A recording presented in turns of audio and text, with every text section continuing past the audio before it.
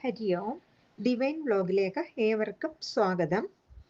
ശ്രീ ആഞ്ജനേയ സ്വാമിയെ അത്യന്തം ശ്രദ്ധയോടെ സേവിക്കുന്നവർ ത്രികാലങ്ങളിലും നിഷ്ഠയോടുകൂടി ശ്രീ ഹനുമാനെ സ്മരിച്ച് ധ്യാനിക്കേണ്ടതാണ്. അതിൽ പ്രഭാതവേളയിൽ പ്രാതകാലത്ത് നമ്മൾ ജപിക്കേണ്ട ശ്ലോകം ഞാൻ പറയാം, ശ്രദ്ധിച്ചു കേട്ടോളൂ. പ്രാതസ്മരാമി ഹനുമന്തമനന്തവീര്യം ശ്രീരാമചന്ദ്രചരണാംബുജചഞ്ചരീകം ലങ്കാപുരി ദഹനനന്ദിതദേവവൃന്ദം സർവാർത്ഥസിദ്ധിസദനം പ്രഥിതപ്രഭാവം.